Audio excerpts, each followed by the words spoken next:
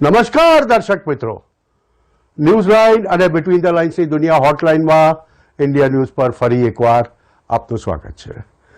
ગુજરાતની તમારી પોતાની આ ચેનલ ઉપર આજે આપણે એક સાંપ્રત વિષય ઉપર ચર્ચા કરવાના છે.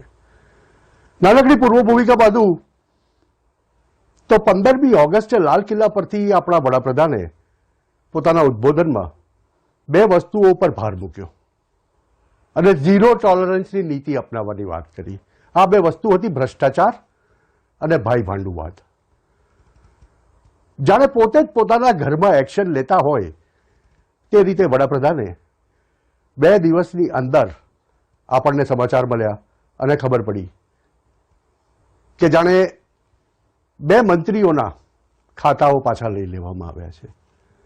હવે ચૂંટણીના 2 મહિના પહેલા જ્યારે રાજ્ય 2022ની ચૂંટણીના પડઘમમાં તૈયાર થઈ રહ્યું છે, પહેલી વખત ગુજરાતમાં દ્વિપક્ષીય નહીં, કદાચ બહુપક્ષીય જંગ લાવવાનો છે.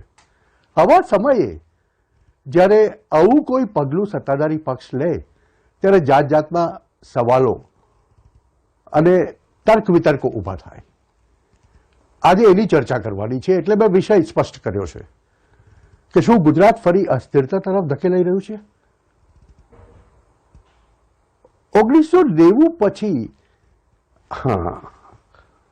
વડાપ્રધાને જ્યારે આપણને કહ્યું કે આ બે વસ્તુ ઝીરો ટોલરન્સ પર છે, એ વાતને પહેલા સાંભળી લઈએ, પછી આગળ વધવું અને મહેમાનો પરિચય કરાવો. कि आज देश में भ्रष्टाचार के प्रति नफरत तो दिखती है, व्यक्त भी होती है, लेकिन कभी कभी भ्रष्टाचारियों के प्रति उदारता बरती जाती है. किसी भी देश में ये शोभा नहीं देगा. और कई लोग तो इतनी बेशर्मी तक चले जाते हैं कि कोर्ट में सजा हो चुकी हो, भ्रष्टाचारी सिद्ध हो चुका हो, जेल जाना तय हो चुका हो, जेल गुजार रहे हो, उसके बावजूद भी उनका महिमा मंडन करने में लगे रहते हैं, उनकी शान शौकत में लगे रहते हैं, उनकी प्रतिष्ठा बनाने में लगे रहते हैं. अगर जब तक समाज में गंदगी के प्रति नफरत नहीं होती है, स्वच्छता की चेतना जगती नहीं है. जब तक भ्रष्टाचार और भ्रष्टाचारी के प्रति नफरत का भाव पैदा नहीं होता है, सामाजिक रूप से उसको नीचा देखने के लिए मजबूर नहीं करते, तब तक एक मानसिकता खत्म होने वाली नहीं है. और इसलिए भ्रष्टाचार के प्रति भी और भ्रष्टाचारियों के प्रति भी हमें बहुत जागरूक होने की. राजनीति में भी परिवारवाद ने देश के सामर्थ्य को सबसे सारा अन्याय किया है. परिवारवादी राजनीति परिवार की भलाई के लिए होती है, उसको देश की भलाई से कोई लेना देना नहीं होता है.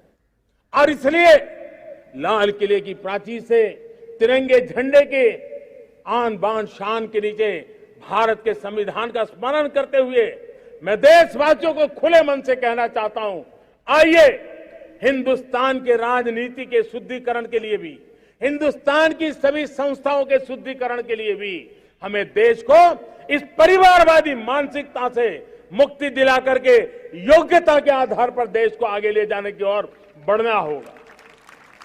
નમસ્કાર મિત્રો, હવે તમે આ સાંભળ્યું વડાપ્રધાનને, ફરી એકવાર આપણે સાંભળ્યા અને બે વાત કરી, ભાઈ ભાંડુવાદ, ભ્રષ્ટાચાર. મિત્રો, ચૂંટણીના 2 મહિના પહેલા મેં જેમ કહ્યું તેમ પૂર્વ ભૂમિકા બાંધતી વખતે આપને જ્યારે વાત કરી ત્યારે મેં એમ ચોખ્ખા શબ્દોમાં કહ્યું કે શું આપણે એક રાજકીય અસ્થિરતા તરફ જઈ રહ્યા છીએ? પણ આપણે ઇતિહાસ જોઈશું 1990 પછીનો ગુજરાતનો અને ગુજરાતની ચૂંટણીના પરિણામોનો, તો આપણને ખ્યાલ આવશે કે વાત 2 પક્ષોની રહી છે, સતત 2 પક્ષોની રહી છે. અને મજાની વાત તો એ છે કે ગુજરાતની અંદર ક્યારેય કોઈ એક રાજકીય પક્ષે 50%થી વધુ મતો મેળવ્યા જ નથી. કુલ મતદાન 65% થાય, 70% થાય અને કોઈ એક રાજકીય પક્ષે 50%થી વધુ મત નથી મેળવ્યા. તેવી જ રીતે બીજો રહી ગયેલા પક્ષે ક્યારેય 30%થી ઓછા મત નથી મેળવ્યા. ભાજપ અને કોંગ્રેસની 2 પક્ષોની સરકાર એક પછી એક આવતી રહી ગુજરાતની અંદર 1947 પછી. 1990 પછી એક તરફી વલણ ચાલ્યું છે અને સતત પહેલા જનતા દળ ગુજરાતની સાથે અને ત્યારબાદ તો ભાજપ પોતાની રીતે શાસન કરી રહ્યું છે. 20-25 વર્ષના બાળા હવે વાઈ ગયા. મિત્રો, ફરી પાછી રાજકીય અસ્થિરતા. 2 મંત્રીઓને ઘરે બેસાડી દેવાયા, એમની પાસેથી ખાતા લઈ લેવાયા. ઘણા એમ કહે છે કે આ કંઈક આવનારી વસ્તુઓના સૂચક છે. કદાચ ભાજપ સમર્થકો એમ પણ કહેશે કે ના ના, આ તો શુદ્ધિકરણની રીતિ છે અને અમે બતાવવા માંગીએ છીએ કે અમે હંમેશા સાચી રીતે રાજ કરીશું. વાત શું છે જાણવા માટે આપણી પાસે આ જે પેનલ છે એ બહુમુખી પેનલ છે. બંને પક્ષોની વાત થશે, સાથે રાજકીય વિશ્લેષક પણ વાત કરશે. તમને પરિચય કરાવું તો આપણી સાથે સુરતના પૂર્વ મેયર અને ભાજપના પ્રવક્તા એવા ડોક્ટર જગદીશ પટેલ છે. ગુજરાત કોંગ્રેસના પ્રવક્તા એવા નૈશદભાઈ દેસાઈ છે અને સ્થાનિક અખબારના તંત્રી અને રાજકીય વિશ્લેષક એવા નરેશભાઈ વરિયા છે. મિત્રો, આપણે વાત આ ત્રણેય વ્યક્તિઓની સાથે કરવાની છે અને બેઠકો અને શું થઈ શકે જ્યારે ત્રીજા પક્ષની ગુજરાતમાં એન્ટ્રી થાય ત્યારે આ રાજકારણમાં કેટલો ફેર આવી શકે તેની પણ વાત કરવાની છે. અને એટલે જ હું આ રાષ્ટ્રીય અસ્થિરતાની જે વાત કરી રહ્યો છું તે ત્રીજા પક્ષની એન્ટ્રીને કારણે ગણગણાટ તો ચોક્કસ થઈ રહ્યો છે, એમાં કોઈ ના પાડી શકશે નહીં. મૂળભૂત રીતે કોઈ કેલિબર છે, કોઈ બેઝ છે, નથી, એ બધી ચર્ચાઓ આગળ જતા થશે. પણ ડેફિનેટલી કેટલાક લોકો ગુજરાત રાજ્યની અંદર આ ત્રીજા પક્ષથી એટલે આપથી, આમ આદમી પાર્ટીથી પણ આકર્ષાયા છે. તો મિત્રો, આ બધી વાતો આપણે કરવાની છે અને આપણે આપણી પેનલને પૂછવાનું શરૂ કરીએ. ડોક્ટર જગદીશ પટેલ. જી. હેલો જગદીશભાઈ. Yes sir. જી હિમાંશુભાઈ, સાંભળું છું. જગદીશભાઈ, આપ અમારી સાથે જોડાઈ ચૂક્યા છો ત્યારે તમારી પાસે હું જાણવા માંગીશ કે શું આ એક અસ્થિરતાનો માહોલ તમને દેખાઈ રહ્યો છે આવનારા 2 મહિનાની અંદર જ્યારે ચૂંટણી થવાની છે ત્યારે? સાહેબ, મારે સાથે સાથે આપણે પહેલા નૈશદભાઈ પણ જોડાઈ ચૂક્યા છે, નરેશભાઈ પણ જોડાઈ ચૂક્યા છે. આ બંનેને પણ હું આવકારું છું. જગદીશભાઈ, આપ કન્ટિન્યુ કરો પ્લીઝ, આપની સાથે વાતચીત છે. હિમાંશુભાઈ, ખરેખર તો અગાઉ કોઈ દિવસ નહોતી એટલી સ્થિરતા તરફ આ ગુજરાત જઈ રહ્યું છે. અગાઉ આપણને ખબર છે કે ગમે ત્યારે 5 વર્ષ પૂરા કરવા એ સરકાર માટે દુર્લભ ઘટનાઓ હતી. એના બદલે છેલ્લા કેટલા દાયકાઓથી કન્ટિન્યુઅસ આ સરકાર સ્થિરતા સાથે શાસન આપી રહી છે. એટલે અસ્થિરતાનો તો પ્રશ્ન જ નથી. ઓન ધ કોન્ટ્રારી ખૂબ વધારે સ્થિરતા તરફ જઈ રહ્યા છે અને છેલ્લા થોડા વર્ષોથી, દાયકાઓથી ભારતીય જનતા પાર્ટીએ સિદ્ધ કર્યું છે કે સ્થિર શાસન કેવી રીતે આપી શકાય. દર વખતે જે 5 વર્ષનું શાસન આપ્યા પછી પ્રજા પાસે ભારતીય જનતા પાર્ટી એના કાર્યો લઈને ગઈ છે અને જે કામ લઈને ગઈ છે એ કામને એન્ડોર્સ કરીને પ્રજાએ ફરી વખત ભારતીય જનતા પાર્ટીને શાસન સોંપ્યું. આવું કદાચ ભૂતકાળમાં કોઈ દિવસ કોંગ્રેસના શાસનમાં નહોતું. એટલું સરસ અને સ્થિર શાસન આપ્યું છે. એટલે અસ્થિરતાવાળી વાત સાથે હિમાંશુભાઈ હું સહમત નથી. બીજો પ્રશ્ન એ છે કે તમે કહ્યું કે ઝીરો ટોલરન્સની મોદી સાહેબે જે કંઈ 15મી ઓગસ્ટે વાત કરી લાલ કિલ્લા ઉપરથી, ખરેખર 15મી ઓગસ્ટ 2022 એ તો એક દિવસ તરીકે ત્યાંથી કહેવાનો પ્રસંગ હતો. ઝીરો ટોલરન્સની નીતિ જયારે સાહેબ અહીંયા મુખ્યમંત્રી હતા ત્યારે પણ એ જ હતી અને એ જ નીતિ સર ચાલી રહ્યા છે. એટલે ભાઈ ભત્રીજાવાદથી દૂર રહેવાનું અને ભ્રષ્ટાચાર છે એનો ઝીરો ટોલરન્સ રાખવાનું, આ બંને બાબત સાહેબ માટે નવી બાબતો નથી. 15મી ઓગસ્ટ 2022 થી શરૂ થઈ હોય એવું પણ નથી. એ પહેલેથી જ છે અને એ જ પ્રમાણે સાહેબ અહીંયા મુખ્યમંત્રી હતા ત્યારથી પણ એવો જ વહીવટ કરતા રહ્યા છે. એટલે હું અત્યારે એક ચોક્કસ દિવસથી આ થયું એની સાથે સહમત નથી. પ્રશ્ન કોઈક એમણે જે જાહેરાત કરી એના પગલે બીજા 2 રાજીનામા થયા, એ બધાનું કનેક્શન જોડવાની એટલે જરૂર નથી. બધી જ સ્વતંત્ર એન્ટિટીઓ છે, બધી જ અલગ અલગ પ્રકારની છે. એટલે મુખ્યમંત્રીને અધિકાર છે પણ એને પ્રધાનમંત્રીશ્રીના ભાષણ સાથે સંપર્ક જોડવો એ મને એવું લાગે છે કે આપણને જરા સાંભળવામાં કંઈક ઠીકઠાક લાગતું હોય એટલે કરતા હોઈએ, પણ ફેક્ટ એવી નથી સાહેબ.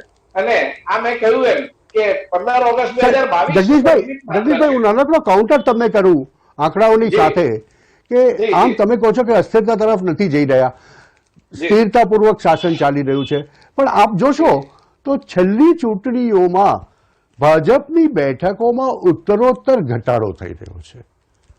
2017માં તો આપણી પાસે ખાલી 99 બેઠકો હતી, જે ક્યારેય 110-15થી ઓછી થઈ નથી. તો આ શું બતાવી રહ્યું છે કે ઘટતી લોકપ્રિયતા?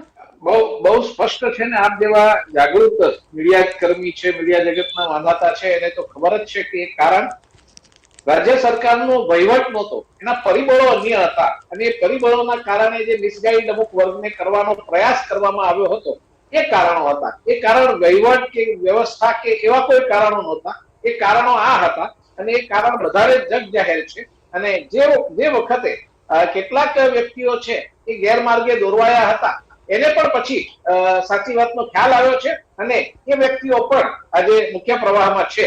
એટલે એ હકીકત બધા જ જાણે છે અને બધાને ખબર છે કે એ કારણ નહોતું, કારણ ઓકે જગદીશભાઈ, તમે ગર્ભિત વાત કરી રહ્યા છો.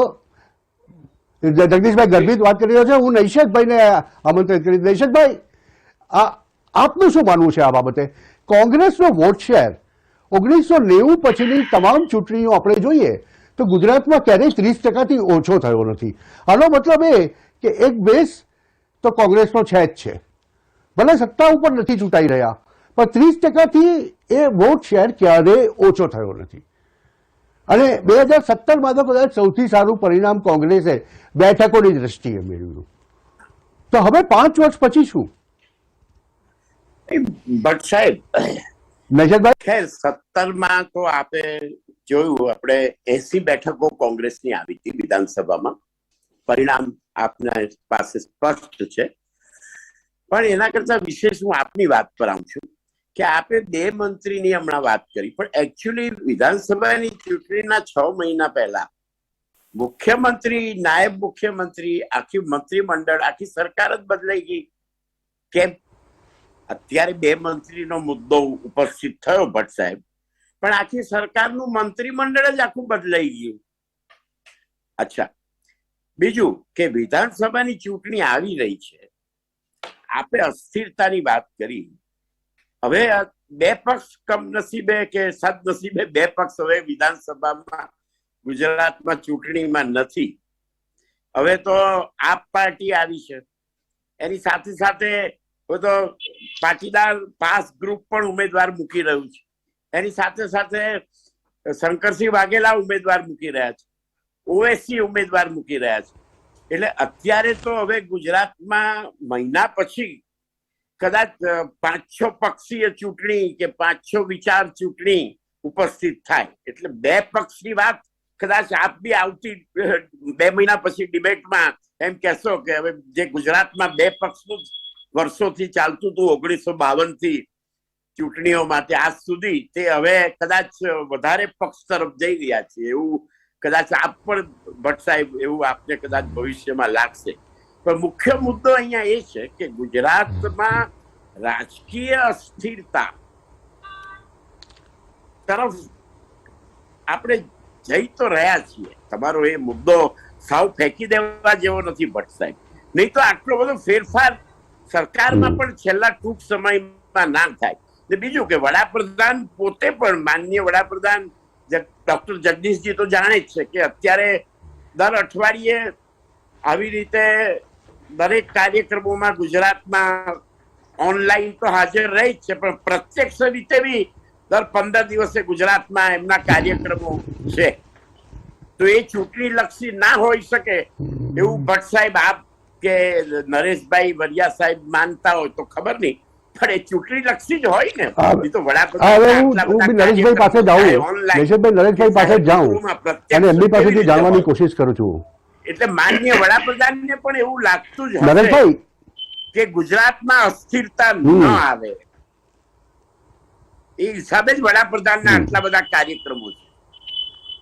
જી ઓકે, ચાલો નરેશભાઈ તમારી પાસે આવું. તો અત્યારે શું દેખાઈ રહ્યું છે? જે રીતનો રાજકીય માહોલ ધીમે ધીમે ગરમ થઈ રહ્યો છે, આપણી પાસે એક એવી નવી પાર્ટી છે જે અનટેસ્ટેડ પરિબળ જેને આપણે કહીએ, કે જેનું કોઈને કંઈ ખબર નથી કે શું થશે શું નહીં, ક્યાં હવામાં ઉડી જશે, ક્યાં આવીને આપણા ઘરોમાં બેસી જશે. સાથે સાથે 2 એવા પક્ષો છે કે જેમનો પોતાનો વોટર બેઝ રાજ્યની અંદર સ્થાપિત થયેલો છે.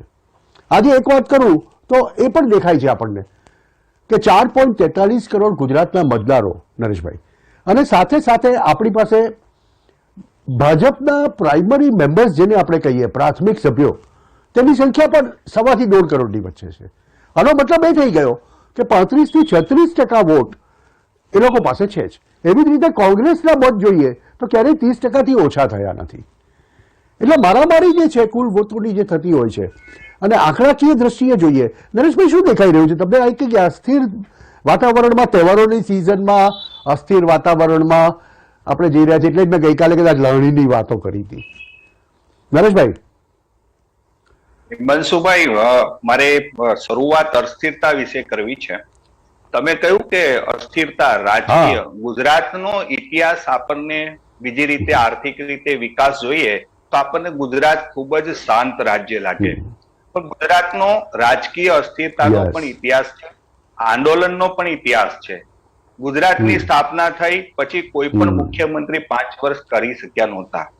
એક માધવસિંહ સોલંકી 80 થી 85 ના ગાળામાં 5 વર્ષની સત્તા ભોગવી, પછી 85માં અનામત આંદોલન ખૂબ જ ઉગ્ર થયા અને એમણે જવું પડ્યું. પછીથી પણ ચિમનભાઈ પટેલ મુખ્યમંત્રી બન્યા તો એમનો પણ કાર્યકાળ એવો રહ્યો છે.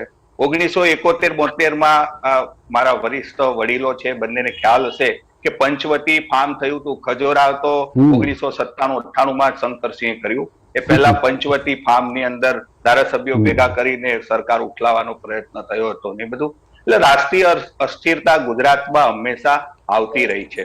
એ અલગ વાત છે કે વડાપ્રધાન નરેન્દ્ર મોદી જયારે ગુજરાતમાં મુખ્યમંત્રી બન્યા અને એમણે પોતાની એક પક્ષની સાથે પોતાની લોકપ્રિયતા વ્યક્તિગત સ્થાપિત કરી અને સંગઠનને જે રીતે મજબૂત કર્યું, એ પછી ગુજરાતની અંદર એક પહેલો એવો ઇતિહાસ રચાયો કે સૌથી લાંબુ શાસન અને સ્થિર શાસન આપ્યા. એટલે કહેવાનો મતલબ એ છે, હવે આપે કહ્યું અસ્થિરતા, અત્યારે જે ઘટનાક્રમ સર્જાયો કે 2 મંત્રીઓને રવાના કરી દીધા, એમને 2 ખાતા લેવામાં આવ્યા છે, એ બંનેના મંત્રી પદ ચાલુ છે. વડાપ્રધાને જયારે 15મી ઓગસ્ટે સ્વાતંત્ર્ય દિને 2 મોટા પડકાર કર્યા, પરિવારવાદ અને ભ્રષ્ટાચાર, એ એમનો કોર મુદ્દા રહ્યા છે. નરેન્દ્ર મોદી જ્યારથી ગુજરાતમાં પણ શાસનમાં આવ્યા કે વડાપ્રધાન તરીકે એમણે ચૂંટણી સંબોધન કર્યું, ક્યાંય પણ આ 2 વસ્તુ છે અને એ પણ આપણે સ્વીકારવું પડે કે આ 2 વસ્તુ બાબતને કારણે રાજકીય રીતે પરિવારવાદ કરતા વંશવાદની રાજનીતિ હું માનું થોડીક વધારે ગંભીર લે છે, પણ ભ્રષ્ટાચારને કારણે આ દેશે, આ રાજ્ય, શહેરે તમામ લોકોએ ભોગવવું પડ્યું છે, સ્વીકાર કરવો પડે. પછી વાત રહી રાજકીય અસ્થિરતાની, ત્રીજો પક્ષ આ બંને મંત્રી પર ભ્રષ્ટાચારનો આક્ષેપ લગાડવો મને લાગે થોડુંક અલગ રીતે હું એને જોઉં છું હિમાંશુભાઈ. કારણ જો ભ્રષ્ટાચારની જ વાત હોય તો એમની પાસેથી તમામ ખાતા લઈ લેવા જોઈએ. ફક્ત 2 જ ખાતા કેમ? મહેસૂલ ખાતું લેવામાં આવે છે અને માર્ગ મકાન ખાતું લેવામાં આવે છે. વાત એવી છે કે આ અંદરનો થોડોક આંતરિક કલહ પણ આની અંદર ભૂમિકામાં રહ્યો છે અને એના કારણે એમની પાસેથી આ 2 મહત્વના ખાતા રહ્યા છે. જગદીશભાઈ, આપણે જગદીશભાઈને પૂછીએ, નરેશભાઈ આ વાત જગદીશભાઈને પૂછીએ, ભાજપના પ્રવક્તાને પૂછીએ કે જે વાત એમ હોય, ભ્રષ્ટાચારની વાત હોય તો કદાચ બધા ખાતાઓ લઈ લેવામાં આવે, એવું થયું નથી. તેમનું મંત્રી પદ પણ ચાલુ છે. આંતરિક કલહની વાત છે, આંતરિક કલહની વાત છે. જગદીશભાઈ, શું આ વાત સાચી છે કે ભાજપમાં હજુ પણ અંદર ચાલી રહ્યું છે? ના, આંતરિક કલહનો પ્રશ્ન નથી. માનનીય મુખ્યમંત્રીશ્રીનો અબાધિત અધિકાર છે અને એ કોને કયો પોર્ટફોલિયો આપીને શું કામ લેવું એ મુખ્યમંત્રીશ્રીનો અબાધિત અધિકાર હોય છે. કદાચ એવું બને કે આ વખતના ભારે વરસાદના કારણે માર્ગ અને મકાનની પરિસ્થિતિ છે એમાં વધારે કોન્સન્ટ્રેટ કરવા માટે કાર્યબોજ બીજાને ફાળવીને પણ આ કામ જો કરવામાં આવે તો વધારે સારું પરિણામ મળી શકે, આ પણ અનુમાન છે. પણ અલ્ટિમેટલી એ મુખ્યમંત્રીશ્રીનો અધિકાર છે. કોઈ જગ્યાએ ભ્રષ્ટાચારના કારણે આવું થયું હોય એ તો લોકોનું અનુમાન જે હોય તે ફેક્ટ એવી નથી. કારણ કે જે મંત્રીઓ છે એ મંત્રીઓ પણ પોતાના પોર્ટફોલિયોમાં ખૂબ સારું કામ કરવા માટે જાણીતા પણ હતા અને એમને કાર્યબોજ કદાચ ઘટાડીને 2 મહત્વપૂર્ણ જે ખાતાઓ છે એ ખાતાઓમાં નવેસરથી નવી એક ટીમનું ગઠન કરીને ઝડપથી પરિણામો આપી શકાય, વિકાસના કામો ઝડપથી પાર પાડી શકાય, આવો એક સ્ટ્રેટેજિકલ મૂવ હોઈ શકે. પણ એ અબાધિત અધિકાર છે માનનીય મુખ્યમંત્રીશ્રીનો, એમાં બીજા કોઈનો વિષય આવતો નથી.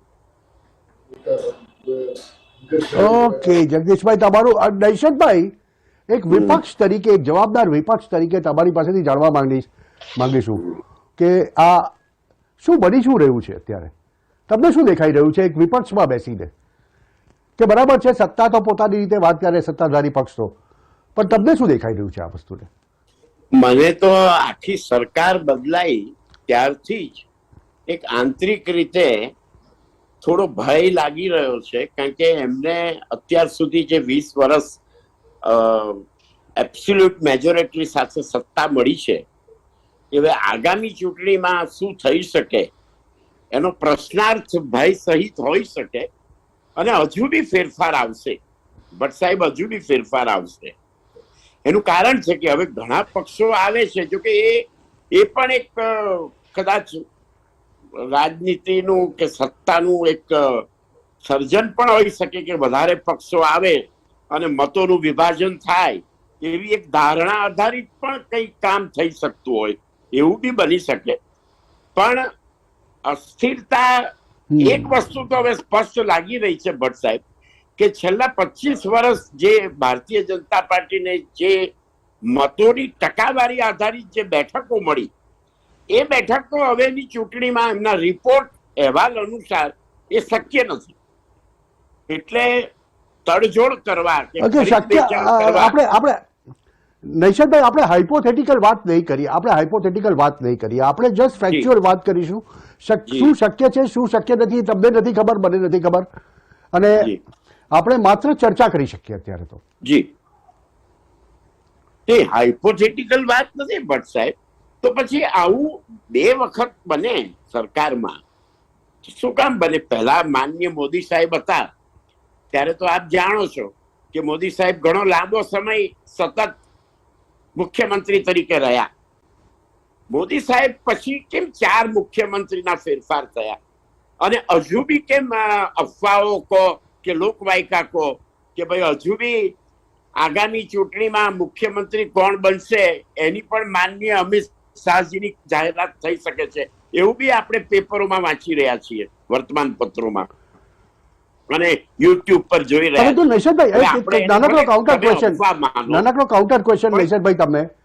જી નહીં, નૈશદભાઈ, એક નાનકડો કાઉન્ટર ક્વેશ્ચન છે તમને. હું ખાલી ફેક્ચ્યુઅલ વાત કરી રહ્યો છું, એટલા માટે આ સવાલ ઉભો થાય છે, અને તે એ છે કે 2012 અને 2017માં એક રાજકીય પક્ષના, એટલે કે ભાજપના વોટ શેરની વાત કરી આપણે, કે ભલે સીટો થોડીક આમ તેમ થઈ હોય, પણ તે છતાં વોટ શેર જે હતો, તે વોટ શેર તો એમનો એમ જ રહ્યો છે. 49% વોટ એમનો ત્યાંથી ડગ્યો નથી. તો આ તો એ વસ્તુ તો બતાવે જ છે કે ભાજપનો એક વર્ગ છે, અને સમાજમાં એક તબકો એવો છે કે જે ભાજપને વોટ આપવામાં માને છે, અને એ લોકોનો એ વોટ ઓછો થતો નથી. ભટ્ટ સાહેબ, વોટ શેર ઓછો થયો છે. આપ જુઓ, વોટ શેર અને બેઠકો બંને ઓછા થયા છે. હા, કદાચ વોટ શેર ઓછાનું પ્રમાણ ઓછું હશે, પણ વોટ શેર પણ ઓછો થયો છે, અને બેઠકો પણ ઘણી રીતે ઓછી થઈ છે. એટલે નહીં તો આમ તમે જુઓ, મોદી સાહેબ પછી આપણે 3 મુખ્યમંત્રીઓ જોયા, અને હજુ બી સંભાવના તો છે જ ને કે બીજા કોઈ મુખ્યમંત્રીની જાહેરાત કરવા. ઓકે, સંભાવના. નરેશભાઈ, તમે કેટલી સંભાવનાઓ જુઓ છો? નૈશદભાઈ કહે છે કે હજુ બીજા મુખ્યમંત્રીની સંભાવના છે 2 મહિનામાં જયારે ચૂંટણી થવાની છે ત્યારે. તમે કઈ રીતે જોઈ રહ્યા છો? અને નરેશભાઈ, હિમાંશુભાઈ, અત્યારે કોઈ મોટા ફેરબદલ થાય એવી શક્યતા નથી. જે 2 કરવાના હતા એમણે 2 ફેરબદલ કરી લીધા. જગદીશભાઈની એક વાત મારે કાઉન્ટર એટલે કરવી છે. ડોક્ટર સાહેબે એવું કહ્યું કે ભાઈ એમને રોડ, વરસાદ વધારે પડ્યો ને રોડ ખરાબ થઈ ગયા, ને એટલે નબળી કામગીરીના આધારે કદાચ એમની પાસેથી હવાલો લઈ લીધો છે.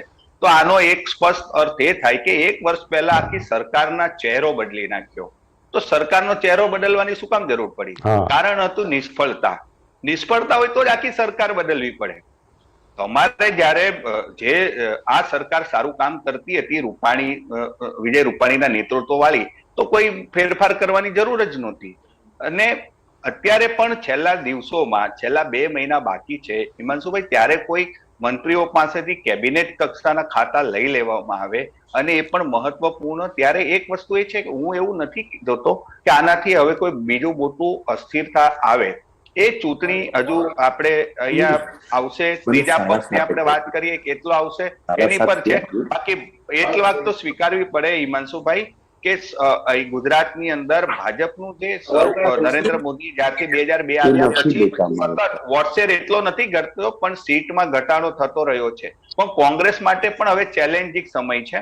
આપણે માનીએ છીએ કે 30% એને મત મળે છે, વાત સાચી છે, પણ જ્યારે હમણાં સ્થાનિક સ્વરાજ્યની ચૂંટણી ગઈ તો એની અંદર એના વોટ શેરમાં મોટો ઘટાડો થયો છે. હા. સુરત જેવા શહેરની અંદર આપણે વાત કરીએ Yes. તો સુરત નરેશભાઈ, તમારી વાત સાથે હું સહમત છું, પણ એની ઉપર આવીએ આપણે એ વોટ શેર એની વાત કરીએ એ વિષય ઉપર. તે પહેલા જગદીશભાઈને એક મોકો આપવા માંગુ છું. જગદીશભાઈ, આજે હમણાં નરેશભાઈએ જે તમને કહ્યું, તમારું શું કહેવું છે એ બાબતે? મને એવું લાગે છે એમની કોઈ ગેરસમજ થઈ છે. મારે બિલકુલ એવું નથી કહેવાનું કે જે બંને મંત્રીઓ હતા એ મંત્રીશ્રીઓના ખાતામાં ફેરફાર થયો એટલે એમની કામગીરી નબળી હતી. મારું કહેવાનો મતલબ એ હતો કે કામ કદાચ આ મારું અનુમાન હતું, એમાં પણ મારે એવું કહેવાનું હતું કે કદાચ એક વ્યક્તિ મળીને કામ કરે એના બદલે બે વ્યક્તિ મળીને કરી શકે તો એ કામ વધારે ઝડપથી થઈ શકે એવું મારું અનુમાન હતું. બાકી અલ્ટિમેટલી મારે એ જ કહેવાનું હતું કે મુખ્યમંત્રીશ્રીનો અબાધિત અધિકાર છે. મારે બિલકુલ એવું અર્થઘટન નથી કે એમનું કામ આવું હતું એટલે આમ થયું, એક વાત. અને બીજી વાત એ થઈ કે નૈશદભાઈએ કહ્યું કે વોટ શેરની વાત છે. સાહેબ, વોટ શેર ભારતીય જનતા પાર્ટીમાં શું ફેરફાર થયો છે એ આંકડા જાહેર છે, પણ જે પક્ષો એમણે ગણાવ્યા એ તમામ પક્ષો આવવાથી કોઈને કોઈ જગ્યાએ જો કદાચ વોટ શેર છે એ શેર કર્યો હોય તો એ એમની પાર્ટીનો થયો છે. બહુ સાચી વાત નરેશભાઈ કહી કે સુરત સહિતના બાકીના મહાનગરમાં જ્યાં ત્રીજી પાર્ટી લડી એમણે જેટલી બેઠકો મળી એ બધી જ બેઠકો નૈશદભાઈના પક્ષની હતી. ભારતીય જનતા પાર્ટીએ તો જે બેઠક હતી એમાં પણ 9 બેઠકોનો વધારો કર્યો, જ્યારે કોંગ્રેસ 0 પર આવી. 0 બેઠક એટલે બિલકુલ શૂન્ય થયું. આ પરિસ્થિતિ આવી એટલે વોટ શેરની વાત કોનો ઘટ્યો ને કોનો નહીં એ પરિણામ બતાવે છે. જે વિધાનસભાની 2017ની ચૂંટણી પછી ચૂંટણીઓ થઈ, કે સ્થાનિક સ્વરાજ્યની ચૂંટણીઓ હોય, કે જિલ્લા પંચાયતની ચૂંટણીઓ હોય, કે વિધાનસભાની પેટા ચૂંટણીઓ હોય, તમામ ચૂંટણીઓમાં જે પરિણામો આવ્યા છે પરિણામો વોટ શેર વિશેની જે કઈ ગેરસમજો છે એ બિલકુલ ખુલ્લી કરી નાખે છે. એટલે અન્ય પાર્ટી પણ જે આવે છે ભાજપના વોટ શેરમાં ફેર નથી પડતી. એ ફેર પડે છે એ નિશનભાઈના પક્ષમાં પડે છે. એટલે સ્થિતિ આ છે. બાકી મને એવું લાગે છે કે મંત્રીમંડળમાં ફેરફાર ઓકે, આપણે નૈશદભાઈનો ગ્રુપ જાણીએ. ખરેખર એવું નથી. એ વસ્તુ મેં કહ્યું એમ અગે કે સીએમ સાહેબનો અધિકાર છે કે કેવી રીતે કોની પાસે કયા ખાતાનું કામ લેવું, એમાં કોઈ ઇન્ટેલિજન્સ હોતું નથી. એ રીતે ચાલતી આ પ્રક્રિયા છે. એની સાથે બીજા અનુમાનો જોડવાની જરૂર નથી. ઓકે, ચાલો નૈશદભાઈ પાસે આવું. નૈશદભાઈ, હવે આ વાત આવી છે વોટ શેરની અને બીજા પક્ષોની એન્ટ્રીની. આપણે ગયા વર્ષે સ્થાનિક સ્વરાજની ચૂંટણીની વાત કરીએ કે પછીથી આ વર્ષે ગાંધીનગરની સ્થાનિક સ્વરાજની ચૂંટણીની વાત કરીએ, બંને જગ્યાએ કંઈક એવું જોવા મળ્યું આપણને કે કોંગ્રેસને આનાથી બહુ મોટો ગેરફાયદો થયો. ત્રીજી પાર્ટીની જે એન્ટ્રી થઈ એમાં કોંગ્રેસને બહુ મોટો ગેરફાયદો થયો. સુરતમાં તો સ્થિતિ કંઈક એવી થઈ ગઈ કે કોંગ્રેસ જે 30-35 સીટ મેળવતું હતું સ્થાનિક લેવલ ઉપર, 0 પર આવીને ઉભા રહી ગયા.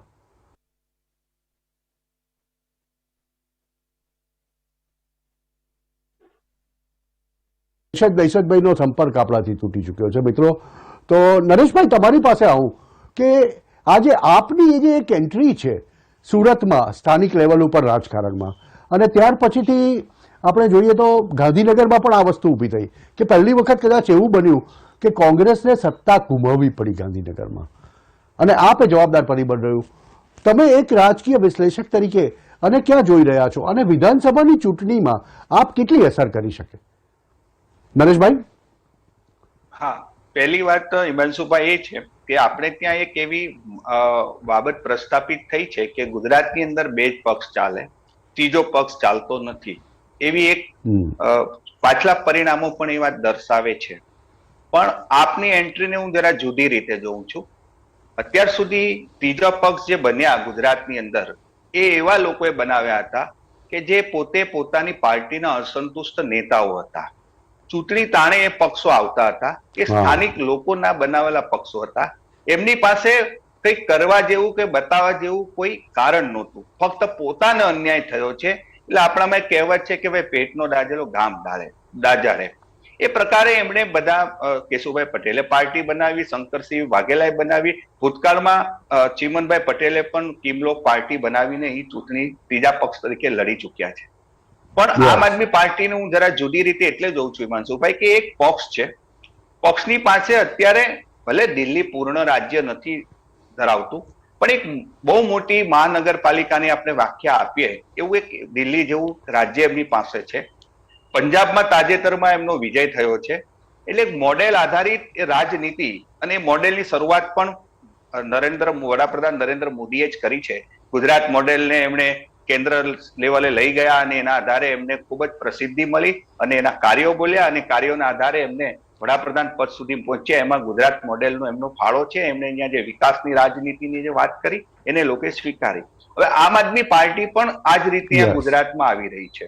એ અલગ વાત છે કે એમની પાસે સ્થાનિક નરેન્દ્ર મોદી સ્થાનિક હતા, પણ અરવિંદ કેજરીવાલ દિલ્હીના છે અને દિલ્હીનો કદાચ અત્યારે ચહેરો અહીંયા વતાવે છે. એટલે જે પરિણામો આપણે સ્થાનિક સ્વરાજ્યની ચૂંટણીમાં જોયા છે એમાંથી ચોક્કસપણે એ પ્રારંભિક તબક્કે કોંગ્રેસને નુકસાન થયું, પણ એ જે મુદ્દા લઈને ચાલે છે, જે જનને સ્પર્શતા છે, રેવડીના પ્રશ્નને આપણે કરશું તે મોટો અલગ ચર્ચાનો વિષય થશે, પણ જે શિક્ષણ છે, આરોગ્ય, એ બધા તમામ લોકોને સ્પર્શતા પ્રશ્નો છે. એટલે ક્યારેક પાર્ટી, અને હું એવું માનું છું કે રાજકારણની અંદર આપણે ઠીક છે વોટ શેરની વાત કરીએ એમની પાસે છે, પણ એ 2+2 નો એ સરવાળો નથી હોતો, કારણ કે આખરે પ્રજામત ક્યારે બદલાય જે છે એ કોનો વોટ કાપે એ આપણે પાછલી ચૂંટણીના આધારે અનુમાનિત કરી શકીએ છીએ. પણ એ જે મુદ્દા લઈને આવી છે, એ મુદ્દા આ રાજ્યના તમામ યુવા વર્ગને, વંચિતો લોકોને સ્પર્શે એવા તો છે, એ આપણે સ્વીકારવું પડે. હવે ચૂંટણીમાં લોકો એને કઈ રીતે સ્વીકારે છે એના આધારે આપણે એવું કહી શકશું કે આને ફક્ત કોંગ્રેસને જ નુકસાન કર્યું છે. એવું બની શકે કે ક્યાંક એ ભાજપને પણ ખૂબ મોટું કેટલાક સ્થળોએ કેટલીક બેઠકો પર નુકસાન કરશે, એવું મારું માનવું છે. ઓકે, જગદીશભાઈ પાસે જઈએ આપણે. જગદીશભાઈને પૂછીએ. જગદીશભાઈ, આપની આ જે એન્ટ્રી છે ગુજરાતમાં, ખાસ કરીને સુરતમાં, મહાનગરોમાં, તેને તમે કઈ રીતે બોલવો છો, અને શું તમારા માટે આપ વધારે મહત્વનું છે વિપક્ષ તરીકે કે કોંગ્રેસ? કઈ રીતે અમારા માટે ભારતીય જનતા પાર્ટી સૌથી મહત્વની છે. વિપક્ષો મહત્વના નથી એટલા માટે કે અમારી સ્ટ્રેટેજી, અમારી કેડર પાર્ટી તરીકે જે આયોજન અને સ્ટ્રેટેજી છે તે મુજબ અમે આગળ વધી રહ્યા છીએ. નરેશભાઈની વાત સાથે હું થોડો સહેજ આગળ વધું તો, દિલ્હી હોય કે પંજાબ, એમાં આપ પાર્ટીએ જે સત્તા મેળવી એ કોની પાસેથી મેળવી એ જગ જાહેર છે. ત્યાં ભારતીય જનતા પાર્ટી પાસેથી નથી મેળવી. એ સત્તા મળી એ પણ કોંગ્રેસના રિપ્લેસ કરીને મળી છે. અગેન મારો એ સ્ટેન્ડ છે કે જ્યાં જ્યાં પણ કોંગ્રેસ નબળી પડી અને હજી નબળી પડતી જાય છે, તમે 2 દિવસ પહેલા જે કઈ ગુલામ નબી આઝાદ સાહેબે જે કઈ કહ્યું ને લેટર લખ્યો, એ પછી હવે જગ જાહેર થઈ ગયું છે કે કોંગ્રેસ છે ખોખલી થઈ ગઈ છે અને એની જે જગ્યા પડતી જાય છે એ જગ્યામાં કદાચ આપ થોડો પગ પેસારો કરવાની આશા રાખી રહી છે અને એ રીતે એને પોતાની રાજનીતિ ઘડી હોય એવું લાગે છે. બાકી ગુજરાતે કોઈ દિવસ ત્રીજા પક્ષને સ્વીકાર્યો નથી અને ત્રીજો પક્ષ છે એ ગુજરાતની પ્રકૃતિને અનુરૂપ જ્યાં સુધી ન બને ત્યાં સુધી પ્રજા છે એની ગંભીરતાથી લેતી પણ. નરેશભાઈ, આજે તમે જે વાત કરી ગુજરાત મોડેલની, કે ગુજરાત મોડેલ તો દેશમાં પ્રસિદ્ધ થઈ ગયું, પણ હવે દિલ્હી મોડેલ ગુજરાતમાં આવી રહ્યું છે, બીજી બાજુ રાજસ્થાન મોડેલને પણ ગુજરાતમાં લાવવાની વાત છે. તો આ બધામાં એક રાજકીય રીતે પેલું જેને કહેવાય ને કે અખાડો એક બની ગયો છે. ગુજરાત એ રાજકારણનો અખાડો બની ગયો છે. બધા આવીને જોર અહીંયા કરે છે, એવું શું નથી લાગી રહ્યું તમને નરેશભાઈ? હિમાંશુભાઈ, ગુજરાતમાં જોર કરવાનું એક જ કારણ, સૌથી મોટું કારણ એ છે કે વડાપ્રધાન નરેન્દ્ર મોદી, ગૃહમંત્રી અમિત શાહ નું આ ગૃહ રાજ્ય છે.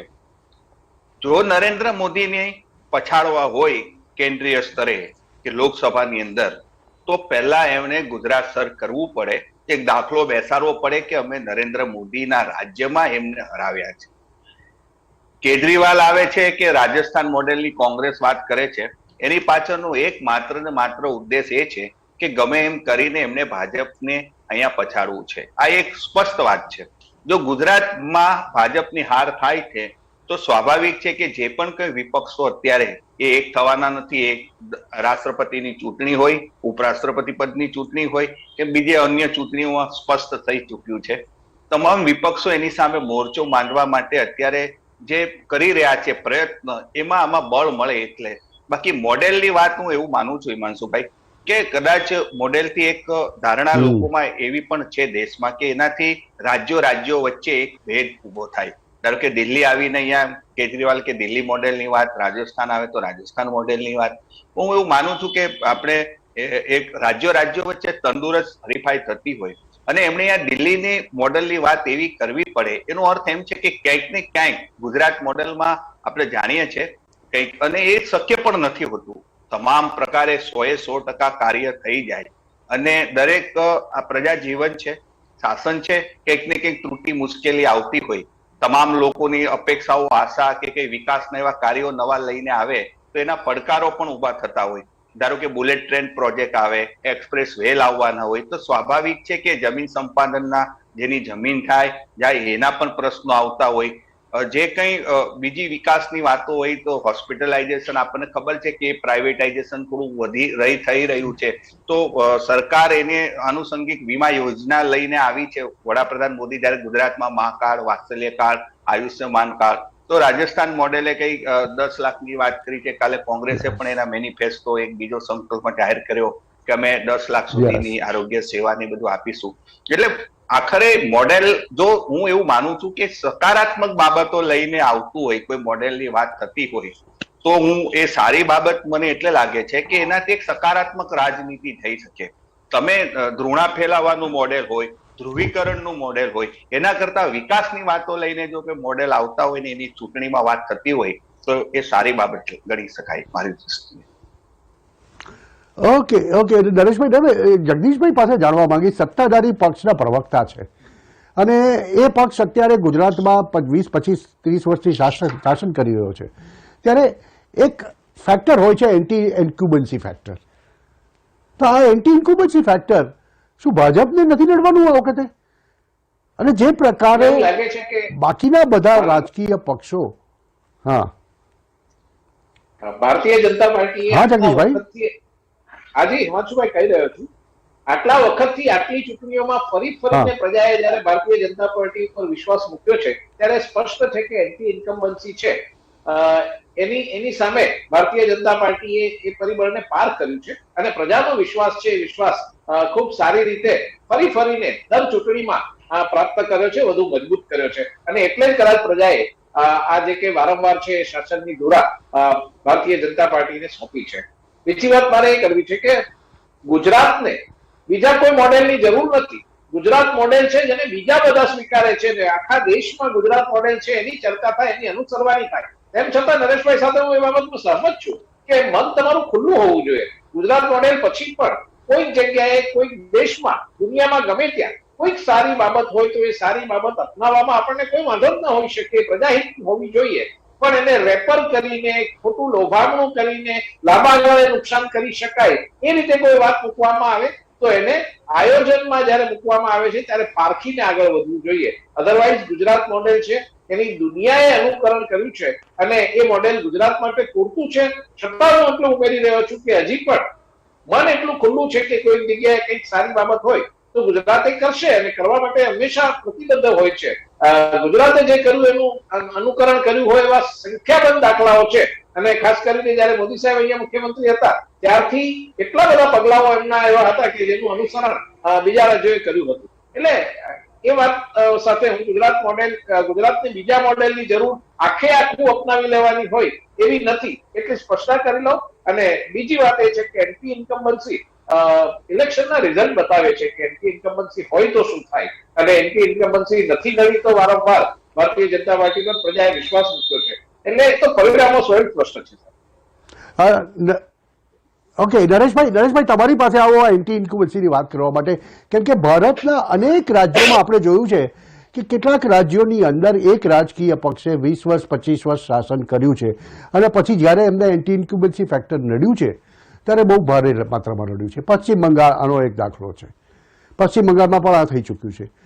આવું ગુજરાતમાં નહીં બની શકે કે જુઓ, બાજુમાં રાજસ્થાનની વાત કરીશું તો ત્યાં તો લગભગ દર 5 વર્ષે સરકાર બદલાતી આપણે જોતા આવ્યા છે. એક ગુજરાત જ એક એવું રાજ્ય આપણને અત્યારના તબક્કે દેખાઈ રહ્યું છે પશ્ચિમ ભારતની અંદર કે જ્યાં આગળ એક સ્થિર સરકાર રહી છે. અને આવા સ્થિતિમાં જ્યારે તમે એન્ટ્રી ત્રીજા પક્ષની જુઓ, કદાચ કોઈ ચોથો પક્ષ પણ આવે, એન્ટી ઇન્ક્યુબન્સી ફેક્ટરના 3% કે 5% વોટ જે બદલાતા હોય, જે ફેન્સ સીટેલા હોય, ફેન્સ પર બેઠેલા લોકો જે હોય, વાડ પર બેઠેલા કે આમ કૂદી જાય કે આમ કૂદી જાય, અને એ વોટરો જનરલી નિર્ણય કરતા હોય છે કે ચૂંટણી કઈ તરફ જશે. તમે શું જોઈ રહ્યા છો અત્યારના રાજકીય માહોલમાં ગુજરાતની અંદર? બંગાળ, નરેશભાઈ? તમિલનાડુ, ગુજરાત, હા, બંગાળ, તમિલનાડુ, પંજાબ, રાજસ્થાન, એ તમે આપણે સૌ જાણીએ છીએ કે દર વર્ષે બંગાળમાં તો લાંબા સમય સુધી ડાબેરીઓની સત્તા રહે. એ પ્રમાણે ત્યાંની પ્રજાની તાસીર એવી છે કે અત્યારે મમતા બેનર્જીને પણ એટલા લાંબા સમય સુધી સ્વીકારી રહી છે, એક પછી એક. પણ ગુજરાતમાં એન્ટી ઇન્કમ્બન્સી છે, એ તો સ્વીકાર કરવો જ પડે. એનું કારણ છે કે ભારતીય જનતા પાર્ટી અહીંયા શાસન કરે છે, પણ છતાં એ કોંગ્રેસના ધારાસભ્યોને ભાજપમાં ભેળવે છે. એ ક્યારે ભેળવવામાં આવતા હોય? સ્વાભાવિક છે કે જ્યારે ચૂંટણી આવે અને પડકારની સ્થિતિ આવે તો એ જે ફેક્ટર છે એ કોંગ્રેસના ધારાસભ્યો ફરીથી મજબૂત ન બને અને એના માટે એક પડકાર બને. એના માટે હું માનું છું કે એન્ટી ઇન્કમ્બન્સીનો ટાળવા માટે, ખાળવા માટે આ ઉપયોગ થાય છે. 2017 પછી ધારાસભ્યો ઘણા લેવાયા છે અને એક ચર્ચા એવી ચાલે છે કે બીજા ધારાસભ્યો પણ ટૂંક સમયમાં ભાજપમાં આવવાના છે. ઠીક છે, એ પક્ષીય વાત છે, પણ અહીંયા એન્ટી ઇન્કમ્બન્સીનો લાભ વિપક્ષમાં જ્યારે મજબૂત નેતૃત્વ નથી હોતું, જે વિપક્ષ તરીકે પ્રજાકીય મુદ્દાઓ લોકો સુધી લઈ જવા જોઈએ, લોકોના મુદ્દાઓને એક જન આંદોલનમાં પરિવર્તિત કરવા જોઈએ, એવો વિપક્ષ અહીંયા કોંગ્રેસ, નેસરભાઈ ચાલ્યા ગયા તો નથી, બાકી એ વિશ્વાસ ગુમાવી ચૂક્યું છે વિપક્ષ. શાસનની જે નરેન્દ્ર મોદીનો જે અહીંયા ગાળો રહ્યો એને હું ખૂબ જ મહત્વનો માનું છું. એમણે જે અહીંયા રાજકારણની દિશા બદલી નાખી. તમે એક નવી પ્રસ્થાપિત રાજકારણ નરેન્દ્ર મોદીએ ગુજરાતમાં કર્યું અને એ જ રાજનીતિ, એ જ શૈલીથી આજે દેશ પર આગળ વધી રહ્યા છે. એટલે જ્યારે શાસક પક્ષ પ્રજા સાથે સામંજસ્ય કરીને એ આગળ વધે તો એને એન્ટી ઇન્કમ્બન્સીનો ખૂબ ઓછો એની અસર થાય છે. પણ આપણે 2017માં જોયું, જગદીશભાઈ વાત કરતી, નરેશભાઈ તમને જરાક રોકીને એક કાઉન્ટર ક્વેશ્ચન આપું તમને. નરેશભાઈ જરાક આ વસ્તુ તમને રોકીને એક કાઉન્ટર ક્વેશ્ચન આપું તો વાત એ છે કે ભૂતકાળમાં જે બનતું આવ્યું તે અત્યારે પણ બને છે. જુઓ, આપણે 2017ની ચૂંટણીના પરિણામો જોઈએ તો 99 સીટો ભાજપની આવી હતી. અત્યારે એ લોકોનું સંખ્યાબળ 111 છે. ઘણા બધા લોકો વાડ કૂદીને આ બાજુ ભાજપમાં આવ્યા છે અને ભાજપે સ્વીકાર્યા પણ છે. હવે પ્રજા સામાન્ય સંજોગોમાં આ રીતે વાડ કૂદનારા લોકોને એકવાર તો બરાબર પાઠ ભણાવતી હોય છે. આ વખતે પણ આવું બની રહ્યું છે. તમે જોઈ રહ્યા છો, હું પણ જોઈ રહ્યો છું. આપણને મીડિયામાં ખબર પડી રહી છે કે કેટલાક લોકો વાડ કૂદીને એક બાજુથી બીજી બાજુ જાય છે. પક્ષાંતર ધારો, આ તે બધું બરાબર છે, પણ શું આ વસ્તુ આ વખતે ગુજરાતની પ્રજા માફ કરશે ખરી? નરેશભાઈ? હા, હવે એ વાડ કૂદીને ગયા છે ને પહેલા તો ટિકિટ મળે છે કે ઉમેદવાર બનાવે છે એની પર એનો નિર્ણય થશે. પણ મારે આને થોડું પાછળ લઈ જાઉં છું.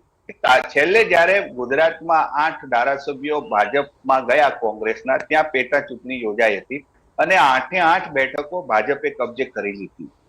તો એક સામાન્ય રીતે આપણે આની અંદર ઘણી વખત આપણે મતદારોને દોષ દેતા છે કે મતદારો આવા પક્ષ પલટુ લોકો છે એને શું કામ ચૂંટી લાવી હોય છે. પણ જે પ્રમાણે આપણે જે રાજનીતિ ચાલી રહી છે, એક જયારે પક્ષ પલટો કરે તો ઘણી વખત નેતાઓ એવું પ્રસ્થાપિત કરવા માંગતા હોય છે કે ભાઈ અમે સરકાર સાથે જઈએ તો પ્રજાલક્ષી કામ થાય. બીજી બાબત વિચારધારાની વાત હોય છે, ઘણી વખત અન્ય પ્રશ્નો પણ કહેતા હોય છે. પણ એક બીજો વાત જે સામાન્ય રીતે એ હકીકત શું છે આપણે જાણતા નથી હોતા કે એમને ખરીદવામાં આવ્યા હોય છે. એ જે ખરીદવાની બાબત છે ને એ પ્રજા માનસમાં એક અંકિત થઈ જાય છે કે ભાઈ કોંગ્રેસના ધારાસભ્યો ખરીદાઈ ગયા છે, વેચાઈ ગયા છે અને એને તમે ચૂંટી લાવો. એટલે લોકો એવું ઈચ્છે કે ભાઈ આ ખરીદાયેલી પાર્ટી છે, આ લોકોને ગમે ત્યારે પ્રજા ભાજપ એટલે ગમે ત્યારે એ લોકો છોડી દેશે. તો આવા લોકોને ચૂંટવા કરતા જે પાર્ટી સત્તામાં છે એ પાર્ટીના સ્થિરતા આપી શકે છે, એ પાર્ટીના એને ચૂંટી લાવીએ તો કમસે કમ આ જે ખરીદની વાત છે એમાં ન આવે એવું પણ પ્રજા માનતી હોય છે. બાકી જો પ્રજા પક્ષ પલટુઓને કે હવે ખરી ગયેલા માણસોને જો ચૂંટી લાવવા નહીં એવું વિચારતી હોય તો તમામ પક્ષ પલટુઓ એનાથી દૂર થઈ જાય, એ રાજકારણમાંથી ફેંકાઈ જાય. પણ એની સાથે બીજા થતી હોય છે. નાનકડી વાત પૂછું આ સંદર્ભમાં હું, જગદીશભાઈ, ભાજપ માટે એવું પાર્ટી વિથ ધ ડિફરન્સ અને અમે લોકો આ બધું નહીં ચલાવી લઈએ એ વાત થતી હતી, પણ આજે જોઈએ છે ત્યારે ભાજપમાં દરેક જગ્યાએ આ વસ્તુઓ બની રહી છે. બીજા પક્ષમાંથી ઇમ્પોર્ટ કરેલા લોકોને વધારે મહત્વ મળી રહ્યું હોય એવું કેટલાક પાર્ટીના કાર્યકરો માને છે. અને આંતરિક કલહની જે વાત જે આગળ પણ કરી તે ક્યાંક આમાંથી બહાર નીકળતો હોય એવું દેખાઈ રહ્યું છે. જગદીશભાઈ, તમારું શું માનવું છે આ બાબતે? હેલો હેલો જગદીશભાઈ, શું માનવું છે આ બાબતે તમારું? મારે બહુ સ્પષ્ટ માનવું છે કે કોઈક વ્યક્તિ નરેશભાઈ? પક્ષમાંથી ચૂંટાયા હોય અને પછી એને એ પક્ષ વિશેની કેટલીક બાબતોમાં સાચી વાત ખ્યાલ આવે અને એમ લાગે કે આપણા જે કંઈ સિદ્ધાંતો હોય, આપણા જે કંઈ કાર્યો હોય એને અનુરૂપ આ પાર્ટી હવે નથી અને એ બીજી પાર્ટીમાં જાય તો મને એવું લાગે છે કે આ રાજકારણની રૂટીન તાસીર છે. એટલી મોટી ઘટના નથી કે આ થઈ શકે. પણ જયારે એક પક્ષને સતત કોઈ છોડીને જઈ રહ્યા હોય, સતત એક પક્ષમાંથી બીજી બાજુ જવાનું ચાલુ હોય, ત્યારે એ પક્ષે એનું આત્મચિંતન કરવું જોઈએ કે નેતામાં, નીતિમાં, પાર્ટીમાં, સંગઠનમાં ક્યાં પ્રશ્ન છે. બહુ જ વધારે ડિટેલ વાત નહીં કરું કારણ કે બહુ તાજો ભૂતકાળ છે. 2 દિવસ પહેલાના ગુલામ નબી આઝાદજીના પત્રમાં આખી તાસીર આવી છે કે લોકો શું કામ છોડીને જાય છે અને 5-5 દાયકા સુધી જે રહ્યા હોય તે છોડીને શું કામ જાય છે.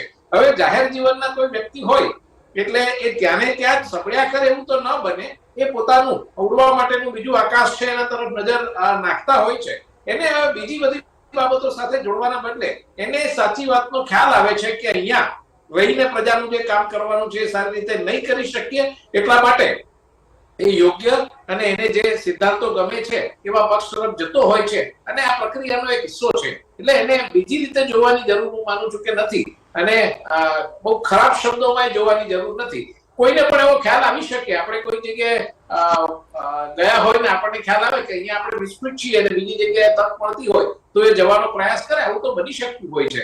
રાજકારણમાં બહુ સ્વાભાવિક બાબતો છે અને વિદ્યાર્થીઓ સ્કૂલો પણ આવી રીતે બદલે છે ને કે આ સ્કૂલમાં એડમિશન લીધા પછી એને થયું કે બરાબર નથી તો બીજી સ્કૂલમાં જાય છે. એમ આ સેવાના ક્ષેત્રમાં પણ આવી ઘટનાઓ બનતી હોય છે.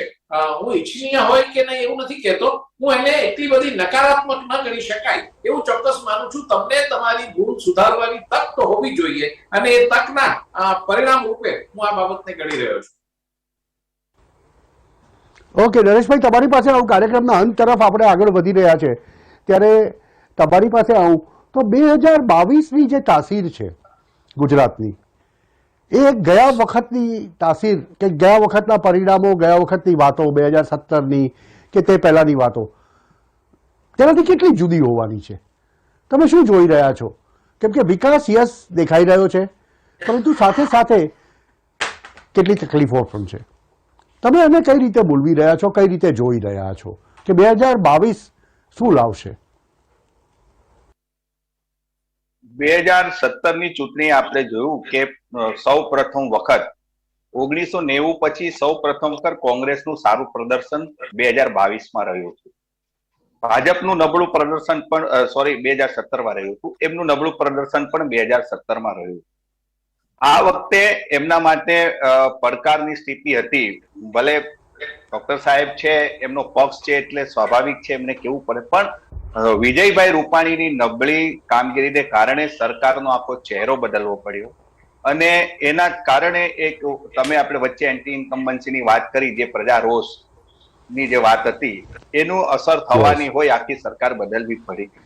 હવે 2022માં આમ આદમી પાર્ટી, આપણે માનીએ ને સ્વીકારીએ ન સ્વીકારીએ અલગ વાત છે, પણ એક આજે ભાજપે પણ એની નોંધ લેવી પડે એ પ્રકારે એની ગુજરાતમાં એન્ટ્રી થઈ છે.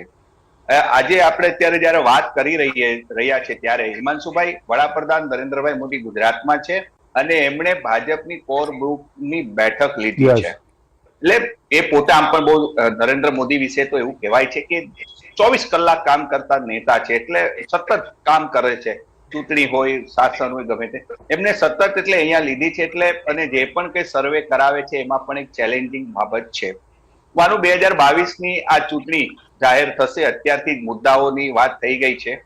આમ આદમી પાર્ટીની નોંધ એટલે લેવી પડે કે જે અત્યારે ભાજપ વર્સિસ આમ આદમી પાર્ટીની ચૂંટણી થાય એવો માહોલ પણ બની રહ્યો છે. ત્રીજી કે જે મુદ્દા ઉઠાવ્યા છે એ મુદ્દાની અંદર 2 મુદ્દા એવા છે કે સરકારે નિર્ણય જાહેર કરવા પડ્યા છે. એક તો એમણે એક શહીદને જે આપવામાં આવે છે વળતર પરિવારોને, એની અંદર ગુજરાત સરકારે ઘણા લાંબા સમય પછી 1 કરોડ વળતર આપવાની વાત કરી છે. બીજું પોલીસના ગ્રેડ પે ની વાત હતી. આમ આદમી પાર્ટીના નેતા આવે કેટલું છે અલગ વાત છે, પણ એમને જાહેરાત કરી એટલે આ સરકારે 500 કરોડનું એના માટે પેકેજ જાહેર કરી પગાર વધારાની વાત કરી છે. એટલે કહેવાનો મતલબ એ છે કે આ મુદ્દાઓ અસરકારક રહેશે. ચૂંટણી વર્સિસ ત્રિપાંખીયો જંગ જ આપણને આ વખતે જોવા મળવાનો છે અને પહેલી વખત હું માનું છું કે ગુજરાતની અંદર એક 3 પક્ષ વચ્ચે ઓવેસી ની પાર્ટી આવશે, શું કરવાની શું ને આપણને ખબર છે. શંકરસિંહ વાઘેલા તો કે આપણે ન કહેવાય દર વખતે કોઈક ને કોઈક વિકલ્પ. નરેશભાઈ સમય એકદમ ઓછો છે કાર્યક્રમનો આપણી પાસે. આપણે અંત તરફ જઈ રહ્યા છે. ડોક્ટર સાહેબને હું ખાલી 25-30 સેકન્ડ આપીશ. ડોક્ટર સાહેબ, 2022ની તાસીર તમે કઈ રીતે જોઈ રહ્યા છો? આપણે કાર્યક્રમનો અંત કરીએ પહેલા જરાક જલ્દીથી મને કહી દેશો. 2022માં 2017 કરતા પણ વધારે સારી બહુમતીથી ભારતીય જનતા પાર્ટી ફરી એક વખત શાસનમાં આવશે અને 2017માં કદાચ મતદારોને થોડી ઘણી ગેરસમજો હશે તો એ દૂર કરીને પણ એ સુધારીને પણ 2022માં તોતિંગ બહુમતીથી, અગાઉ કોઈ દિવસ ન આવી હોય તેટલી બહુમતીથી ભારતીય જનતા પાર્ટી ફરી એક વખત શાસનમાં આવશે એ નિશ્ચિત છે. ઓકે દર્શક મિત્રો, આપણે જોઈ રહ્યા છે કે વિચારધારાઓ અલગ અલગ છે. દરેકને પોતપોતાની આશા છે. દરેકને એમ છે કે આ વખતે તો અમે જ. પણ 2022ના ગર્ભમાં શું લખેલું છે, 2022ના અંતમાં જ્યારે ચૂંટણીઓ થશે ત્યારે જ ખબર પડશે, પરિણામો આવશે ત્યારે જ ખબર પડશે. અને મિત્રો, આપણે સતત મળતા રહીશું ઇન્ડિયા ન્યૂઝ ગુજરાત ઉપર. ફરી એક નવો વિષય લઈને આવતા શનિવારે તમારી સાથે હોટલાઇન ઉપર. સાઇનિંગ ઓફ, હિમાંશુ ભટ્ટ, ગુજરાતની તમારી પોતાની channel India news Gujarat. Thank you મિત્રો.